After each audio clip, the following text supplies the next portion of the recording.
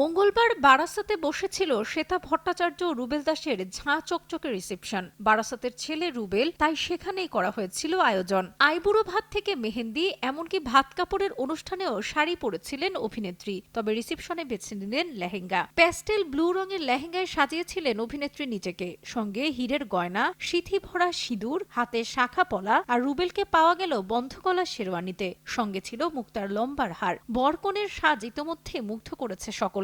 এরই মধ্যে ভাইরাল একটি ভিডিও, যেখানে দেখা গেল নিজের বৌভাতে পারফর্ম করছেন শ্বেতা। মেরা সাইয়া সুপারস্টার গানে জমিয়ে নাচলেন অভিনেত্রী। মঞ্চের একপাশে দাঁড়িয়ে রুবেলের মুখ তো রীতিমতো হা, বউয়ের থেকে এমন উপহার মেলায়। এক এক লাইনে তাকেও পা মেলাতে দেখা গেল। উপস্থিত সকলে যে দারুণ উপভোগ করছেন শ্বেতার পারফরমেন্স, তা চিৎকার হাততালি থেকে স্পষ্ট।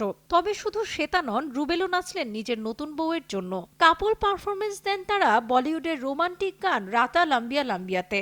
রবিবার পূর্ণতা পেয়েছে রুবেল ও শ্বেতার দীর্ঘদিনের সম্পর্ক, যা শুরু হয়েছিল যমুনা ঢাকির সময়তে। বৈদিক মতে 7 পাকে বাঁধা পড়েছেন দুজনে। সিঁদুর দামনের সময়ে অঝরে কাঁদতে দেখা যায় শ্বেতাকে। এর আগে রুবেলের সঙ্গে সংসার করা নিয়ে শ্বেতাকে বলতে শোনা গিয়েছিল, আমরা কখনো বিয়ের আগে একসঙ্গে থাকিনি, তাই আমার কাছে এটা স্পেশাল ব্যাপার যে বিয়ের পর এবার আমরা একসঙ্গে এক ছাদের নিচে থাকবো।